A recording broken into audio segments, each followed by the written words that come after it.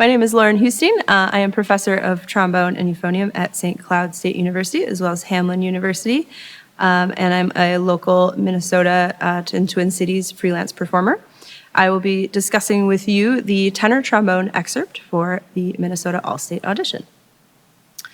As you can see by looking at it, this piece is in two very distinct sections. We have the arioso, the singing section, and then the allegro con fiocco, the fiery 6/8 fast section. So we want to look at both as two pieces of a whole, but also as their own individual challenges and skills that we need to showcase for our audition. So starting with the arioso, I really like to make sure when I play something like this that I'm locked into the tempo that I want. It's marked at 76, which is not particularly slow. It feels like it could be a slow piece, but I think you want it to have a little bit of movement to it, a little bit of singing motion.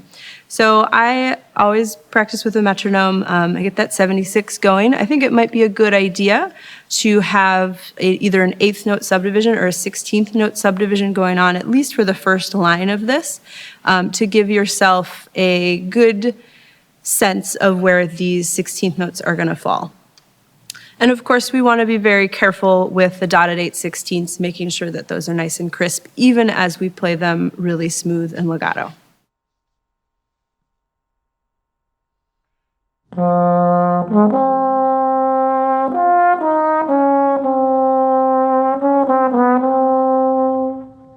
So as I'm playing that phrase, I'm really thinking that 8th note subdivision and then the 16th note subdivision as I get to it, and making sure that all locks in, but still sounds really flowing and really sincere.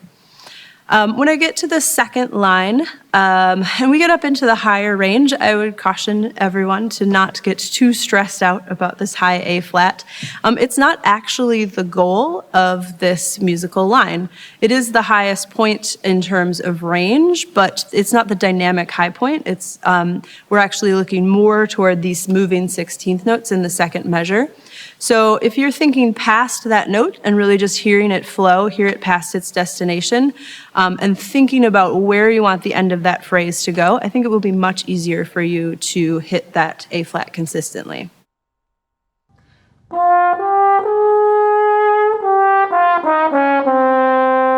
So that C is really the destination for that line, and I think that will help with the high range aspect of this. Now for me, the trickiest part of this etude is the morendo. Morendo is Italian for dying away. So this line, which ascends, is also getting softer. It has to feel like it's disappearing into the ether a little bit. And so I would practice it quite a bit without any sort of dynamic contrast, just get used to what it sounds like, understand what it feels like to hit those notes, know where the intervals are going.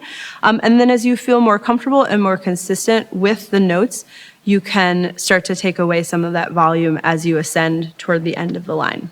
So I'll play it once just at a normal volume.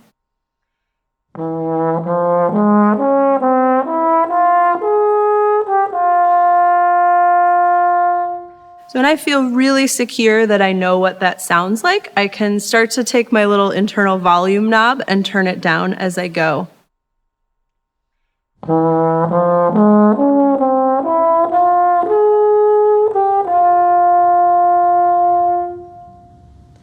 And it wouldn't be a bad idea if you can do it to put a little bit of vibrato on that last note, but it's not necessary to make it sound good. So moving on to the allegro con fiocco, the allegro with fire.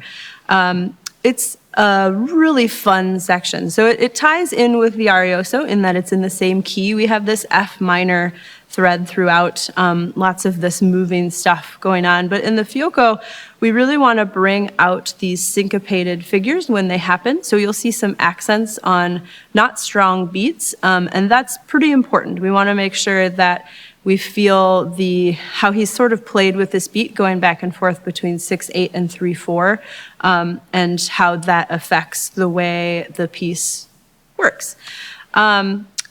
There are a couple things I think you really want to get out your music dictionary or look up online what some of these things mean. Leggero means lightly.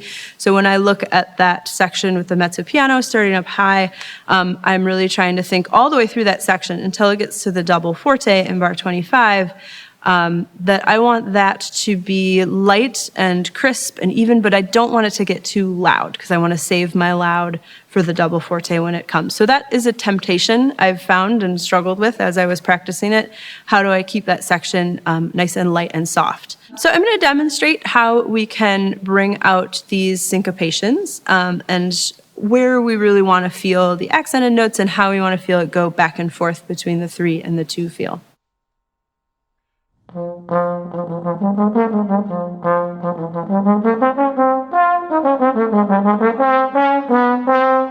You might notice that in the bars that are more 6/8 oriented, like bar 10 or bar 11 or bar 12, for example, I put a little bit of an accent on the 4th note of each of those, so I can feel where the big beat 2 is rather than the 3 beat that's in bar 9 and bar 11. And that carries through the phrase. It sort of alternates back and forth, so you want to be very careful with that.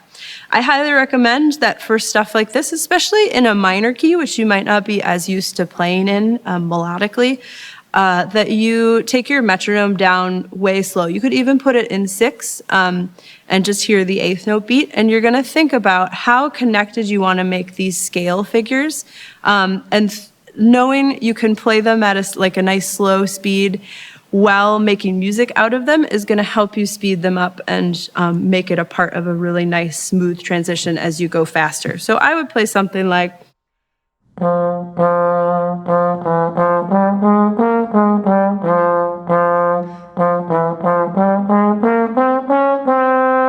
Really listening for my intervals, making sure that that sounds evenly like a scale, but also it has to be music. I have a good friend who always likes to say that scales are music too, and we can see that here. This second section of this piece is almost entirely scales, but it's put together in such a musical way, so we have to figure out how to interpret that as cleanly as we can, especially with a slide, which can get, in our way sometimes. We can't let that happen. We have to figure out how to get past that and get to the musical heart of the phrase.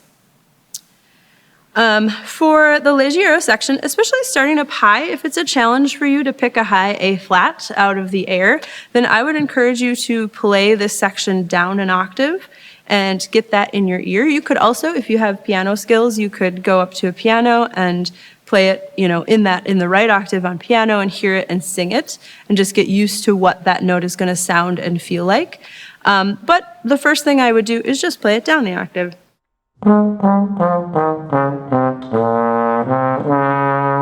So that's an octave that probably feels a little bit more familiar and is going to be easier for you to hit without stressing out about it.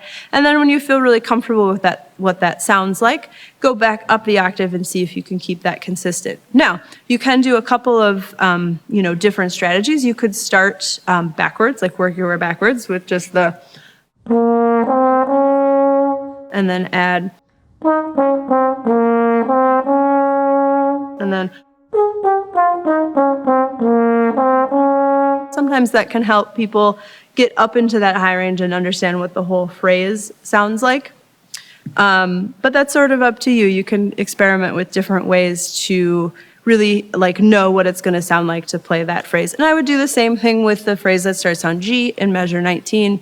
And you could do it with the phrase that starts on F as well. So if you just take everything down an octave, or if you find something to give you a fixed pitch to play it, that can help you select that out of the atmosphere when you come to play it. After you get out of the leggero section, you have this big forte accented staccato F, and then this sequence that then goes down to C and then goes back up to F, and then the ending, which is almost all accented in the first line. So find a way to find what works for you to make a bigger difference between the leggero, which is going to be a little bit more staccato, and this accented section. Part of it is dynamics, but the other part of that is going to be how hard of a tongue you use or how much emphasis you put on these notes. So trying to keep that leggero section a little bit lighter and quieter, and that way you can make a really big difference when you get to this double forte. I would practice quite a bit, just all of these accented notes, maybe just picking them out of the air from time to time. You could even interrupt a practice session and go, okay, can I just play a really nice, crisp, staccato, accented, loud F, right? And then do the same thing with the C, and then maybe the lower octaves as well, and the longer notes. So you have an idea of what it feels like to strike those notes very strongly without splitting them. You want to know what your limit is so you can bring it back just a little bit. For the A ending, it's also a struggle here, I think, not to start too loud. So you want to temper your mezzo forte just a little bit so you can let that phrase, that first phrase on the top line, grow up to the A. Here, the A flat is the height of the phrase, but you have a little bit of a boost because you're headed up this arpeggio, and so it's pretty easy to hear. But again, don't let it stop you from going on and hearing the phrase all the way to the end, which is the C at the end of the line. For the last line, again, start as soft as you can. You want to mimic what you did at the beginning of the Allegro con fiocco. And then watch out for the rhythm in the second to last bar. That's another 3/4 bar. So you want to make sure you know exactly where those eighth notes sit and how that feels, that calls back the syncopation that really defines this section. And then FFZ, just a nice loud, intense note at the end. So this is the A ending, so you can hear some of those concepts. I